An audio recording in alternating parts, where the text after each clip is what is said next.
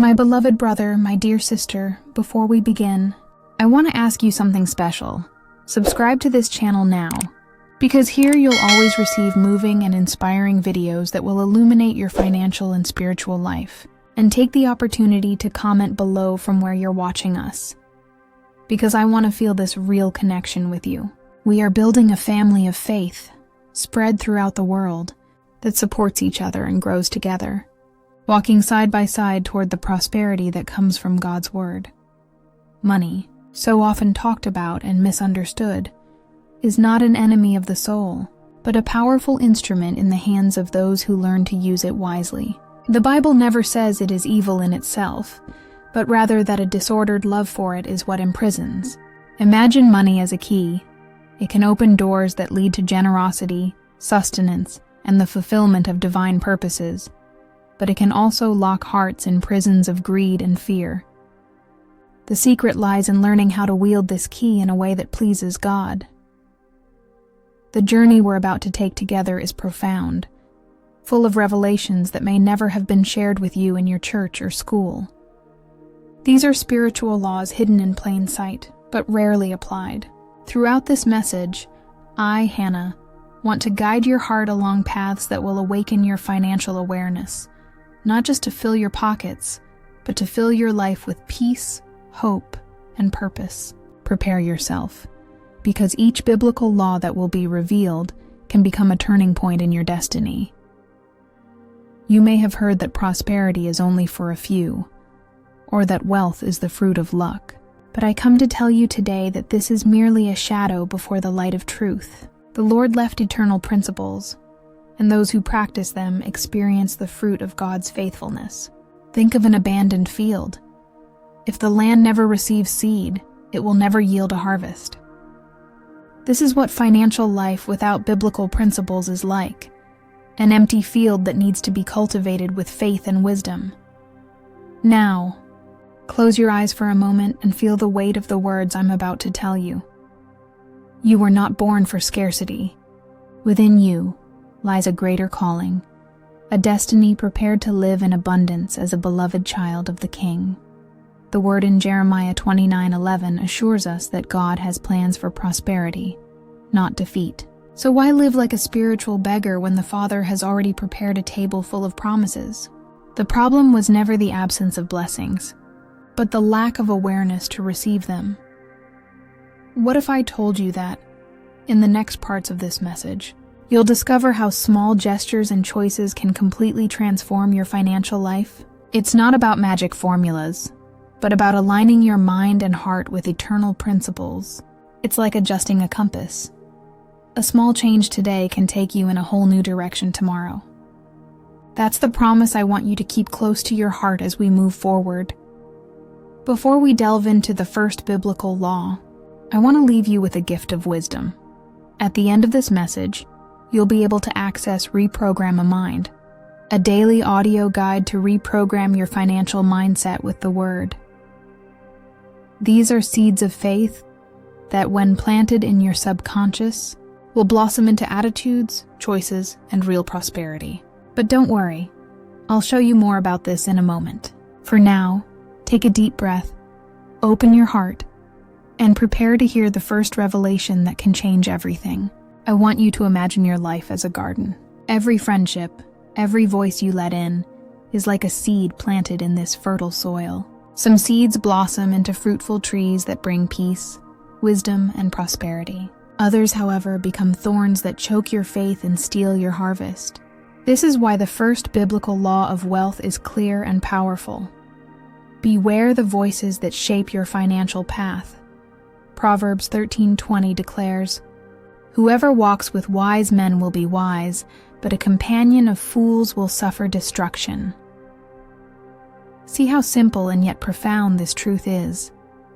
If you associate with people who spend recklessly, who scoff at discipline, or who live trapped in debt, make no mistake. Sooner or later you will be dragged to the same fate. But if you choose to walk alongside those who live with purpose, generosity, and faithfulness to God, your journey will lead to prosperity. Look around you now. What conversations resonate most deeply with you? Who is giving you advice about money, work, or investments? Often we don't realize that our minds are being trained silently, like a river slowly shaping the stones it passes through. Even the digital voices you choose to listen to on social media act as invisible counselors. If you feed on ostentation and consumption, your mind will be programmed for emptiness. But if you feed on wisdom and discipline, you will reap peace. The Bible gives us powerful examples of this. Consider Rehoboam, Solomon's son. By rejecting the advice of his elders and following the advice of reckless young men, he lost his kingdom. It was the wrong influence that destroyed his stability. The same is true for us. A poorly chosen friendship can ruin years of work, while a wise mentor can open doors we never imagined. This law is like a key that unlocks the future or closes the door to prosperity. Perhaps you've suffered because you trusted someone who suggested shortcuts or shady deals. Perhaps you've gotten into debt because you believed in easy promise. But today God is opening your eyes. It's not too late to change your circle of influence. It's time to seek out people who add to your life, who lift you up in prayer, who speak the truth even when it hurts. These voices are like lighthouses guiding ships in rough seas. And here's the kicker. You'll discover, in the next few moments, that it's not enough to simply choose good voices around you. There's something even more powerful that shapes your financial destiny. What you decide to put into your mind and heart every day. This is the second biblical law of wealth. And when you understand it, you'll realize that true transformation begins not in your wallet, but in your thoughts. Take a deep breath and hold this revelation in your heart. Because now we're about to delve into the secret that separates those who live on appearances from those who build solid, lasting wealth. Imagine that your mind is like an invisible safe. Everything you put inside becomes the basis for the choices you make. And here is the second biblical law of wealth. True prosperity is born of wisdom. Proverbs 4:7 teaches us, "Wisdom is the principal thing. Therefore get wisdom, and with all you're getting, get understanding." This is a revelation that many ignore. Before seeking more money, seek more wisdom. Consider the example of King Solomon. When he had the opportunity to ask God for anything, he didn't ask for riches, honor, or easy victories. He asked for wisdom.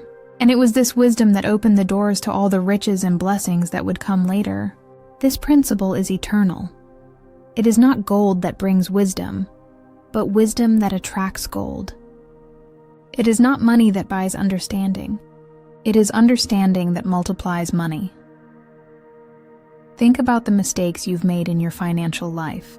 Perhaps an impulsive purchase, a bad deal, a debt that seemed small but grew into a giant. Each of these losses wasn't just a lack of money, it was a lack of wisdom.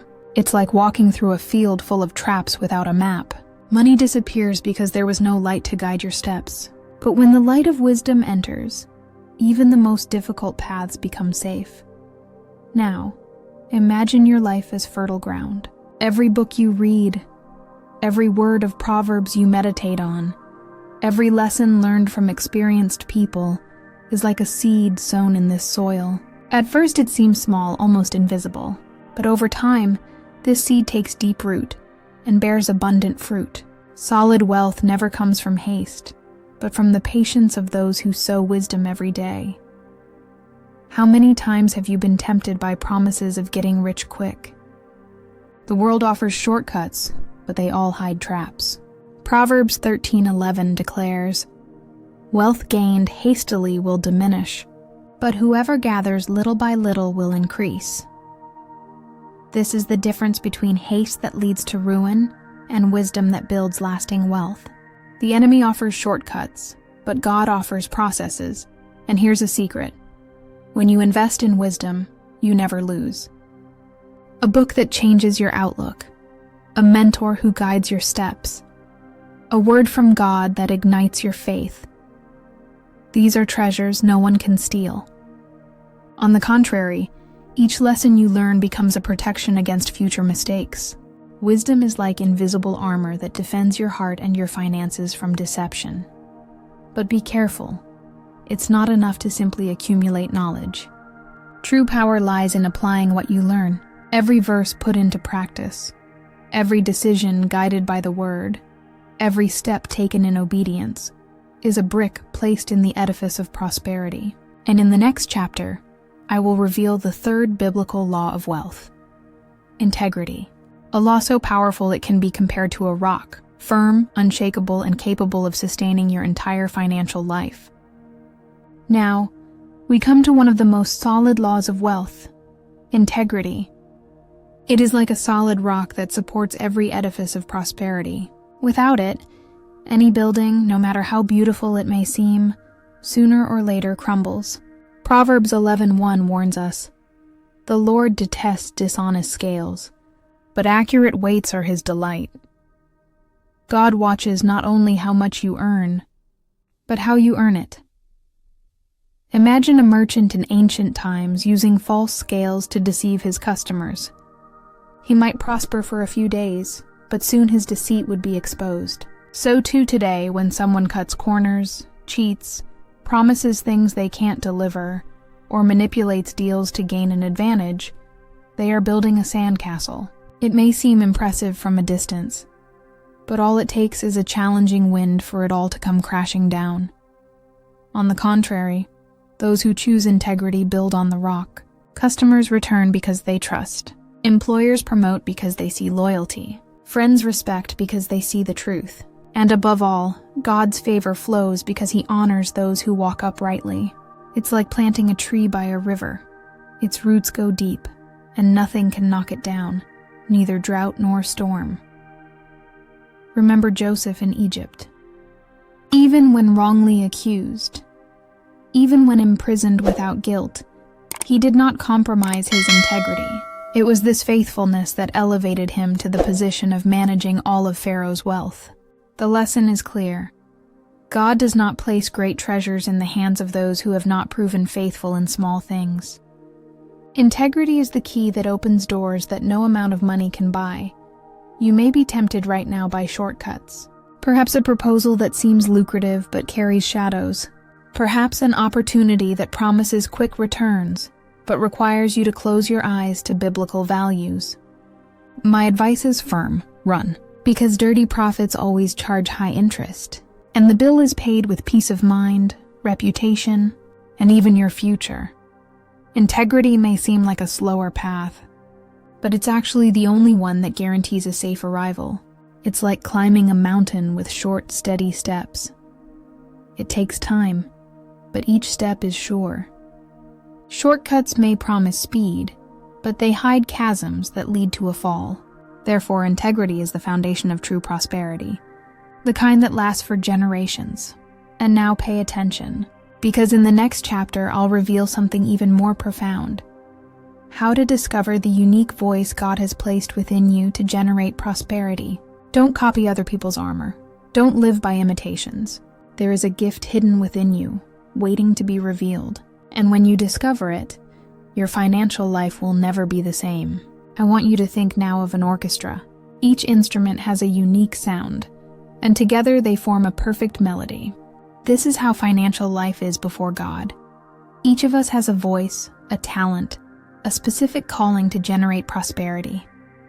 The problem is that many spend their lives trying to play other people's music, using armor that doesn't fit them, like David before Saul. But the fourth biblical law of wealth is clear: prosper with your own voice, not with someone else's copy. Peter 4:10 says, "Each of you should use whatever gift you have received to serve others, as faithful stewards of God's grace in its various forms." This means that your talent is not an accident, but a tool for prosperity. Some have the ability to teach, others to build, others to undertake, and others to lead. When you put your gift to work for others, the reward comes not just in money, but in purpose and fulfillment. Many young people look at social media and think, if I do what he does, I'll be successful. But comparison is a silent thief of prosperity. It's like using the wrong key in a lock. No matter how hard you try, you'll never open the door. What opens the heavens to your life is not imitation, but living authentically. God blesses who you are, not who you pretend to be. And now I want to guide you in a simple and powerful practice. If you can, close your eyes and repeat after me, quietly or aloud. All things come to me with ease, joy, and glory. It is my right to be prosperous, for I am a child of the King. Abundance is my natural state, and I lack nothing. All things are possible to him who believes, and I believe. I release the fear of scarcity and embrace trust in divine supply. My work is blessed. My hands prosper, and everything I do flourishes. I am worthy of riches, peace, and joy, because the Lord is my shepherd, and I shall not want. I choose to live in abundance and generosity all the days of my life. All things come to me with ease, joy, and glory. It is my right to be prosperous, for I am a child of the King. Abundance is my natural state, and I lack nothing. All things are possible to him who believes, and I believe. I release the fear of scarcity and embrace trust in divine supply. My work is blessed. My hands prosper, and everything I do flourishes. I am worthy of riches, peace, and joy, because the Lord is my shepherd, and I shall not want. I choose to live in abundance and generosity all the days of my life. Feel the power of these words entering your mind like seeds. Each affirmation is like water watering a garden that will soon bear fruit. These phrases are not just words. They are spiritual decrees that reprogram your consciousness and prepare you to experience the prosperity that is already available. With each repetition, you are training your mind to think like a child of God, not like an orphan of scarcity. And if you felt the power of this practice, know that with ReprogramMind you'll have 7 full days of daily audios, guiding your mind through a profound process of reprogramming for a prosperous mindset. These are seeds of faith and abundance planted day after day, which will transform your way of thinking and acting regarding money. In the end, you'll see that your life hasn't just changed, it's blossomed. In the next chapter, I'll reveal another powerful key: how to deal with the fear of failure and transform it into fuel for growth. Because the 5th biblical law of wealth isn't about avoiding falls, but learning to rise stronger from each challenge. My brother, my sister, perhaps you felt the weight of the fear of failure. This fear is like an invisible chain that binds your feet, preventing you from taking the first step. But the 5th biblical law of wealth reveals a liberating truth. Failure is not the end. It's just a teacher in disguise. 2 Timothy 1:7 reminds us, "For God has not given us a spirit of timidity, but of power and of love and of a sound mind." Fear paralyzes, but faith moves. Think of Peter walking on water. He dared to step out of the boat when everyone else stood still. Yes, he sank for a moment, but he was also the only one to experience the miracle of walking on the waves. The same is true of us in finance. Those who never try, never learn. Every mistake may feel like a fall, but it's also a lesson that prepares us for greater heights. The difference between failing and being a failure lies in your decision to get back up. Many successful men and women have had stories marked by failure. Walt Disney went bankrupt before building his empire. Henry Ford failed repeatedly before launching the car that revolutionized the world. If even in the secular world, failures were stepping stones to victory, how much more so for God's children, who bear the promise that all things work together for good to those who love the Lord. Romans 8:28. What holds people back most is not a lack of resources, but the fear of losing what little they have. It's like the servant in the parable of Matthew 25, who buried his talent for fear of making a mistake. The result? He lost even what he had. The Lord doesn't want you to hide your gifts, but to risk them in faith, even if you fail. Because with each attempt, He shapes your perseverance, strengthens your vision, and expands your capacity to administer greater blessings. Maybe you failed in a business venture, fallen into debt, or trusted the wrong person. But today I tell you, don't carry these scars as sentences, but as lessons learned. Every financial scar can be transformed into a testimony. Every loss can become a stepping stone to growth. God doesn't call you a failure. He calls you a beloved child, capable of starting over as many times as necessary. Fear is like a dark prison, but courage is the key that unlocks the door. Courage doesn't mean the absence of fear, but the decision to move forward despite it. When you take one step toward faith, the Lord takes 10 steps toward you. It is on this journey that opportunities arise, ideas blossom, and prosperity manifests. A fall is not a defeat. It is a rehearsal for victory. And here I leave you with a suspense. If even failure can be transformed into an instrument of growth, imagine what happens when you learn to be faithful with the little you already have. The 6th biblical law of wealth will show you that great miracles begin with small seeds of faithfulness. Don't miss what comes next, because it could be the missing key to your next level of prosperity. We now come to the 6th biblical law of wealth, faithfulness in little things. Jesus teaches us in Matthew 25:21. You have been faithful with a few things. I will make you ruler over many things. It is a principle that governs our entire financial and spiritual life. Everyone desires greater riches, but God looks first at how we care for the small blessings we have already received. If we don't honor the pennies, we will not be prepared to manage millions. Imagine a small clay jar in the hands of a potter. If it cannot handle water in small amounts, it will never handle wine in abundance. This is also true of your life. The Lord tests your heart in simple tasks, in discreet responsibilities, in seemingly insignificant choices. Every bill paid honestly, every coin set aside for saving, every act of generosity and anonymity is a silent testimony that you are ready for more. How many look at great businessmen and think, if only I had what they have. But they forget that they started small, being faithful in every detail, until their small size multiplied. Joseph wasn't born an administrator in Egypt. He began as a servant, was faithful in prison, and only then was he exalted to rule.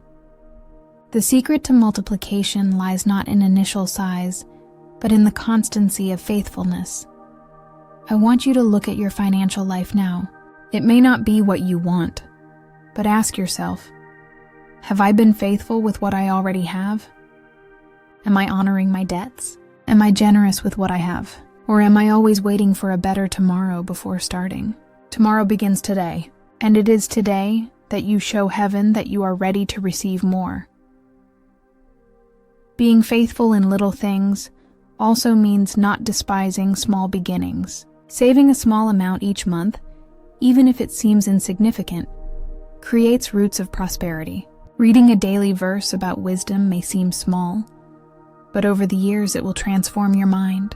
A drop of water, when constant, makes its way through even the hardest rocks. Such is faithfulness, slow but unstoppable. And here's the great revelation. God doesn't measure you by what you don't yet have, but by what you do with what you already have.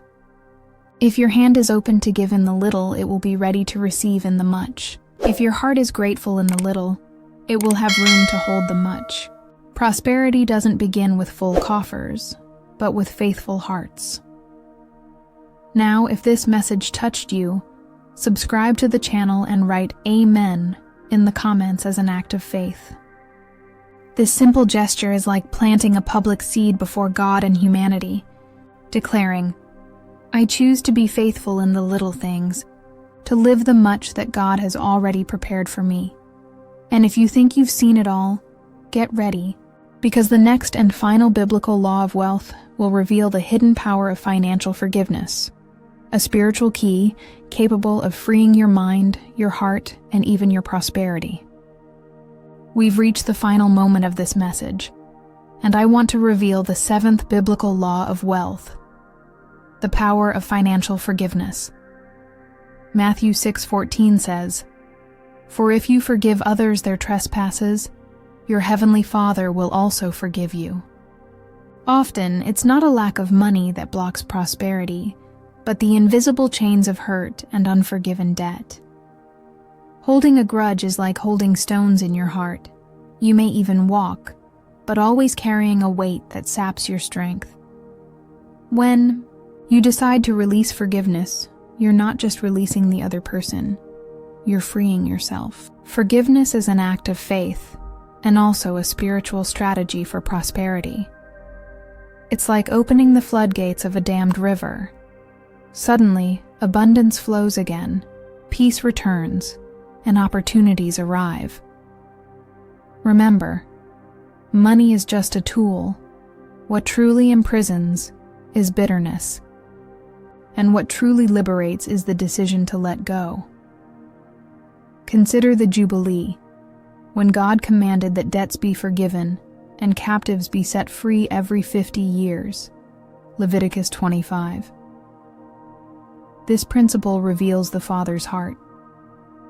He doesn't want children chained to the past, but free to live an abundant future. By forgiving, you clear the ground of your soul so that new seeds of prosperity can flourish.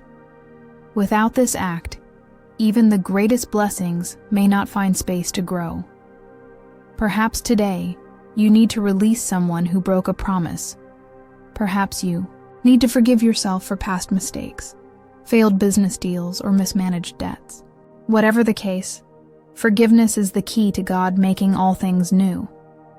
Say with me, I release, I let go, I forgive. These words are like spiritual scissors that cut the invisible chains of scarcity. And if you want to deepen this inner liberation, I invite you to take the next step. ReprogramMind was created precisely for this. 7 days of daily audios that will reprogram your mindset for prosperity, freeing you from beliefs of scarcity and strengthening your faith in an abundant life. Each day is like a brick placed in the building of your new financial awareness. The link is in the description and also in the first pinned comment. This is the time to act. Because listening isn't enough, you have to practice. Forgiveness opens the doors of the heart, and renewing the mind keeps those doors wide open to abundance. Don't let old hurts determine your future. Allow God's grace to transform your financial story, starting today. I conclude this journey with infinite gratitude for your life.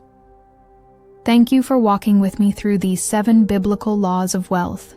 Remember, you are not alone, and the prosperity God has prepared is already on its way. See you in the next video. Infinite gratitude.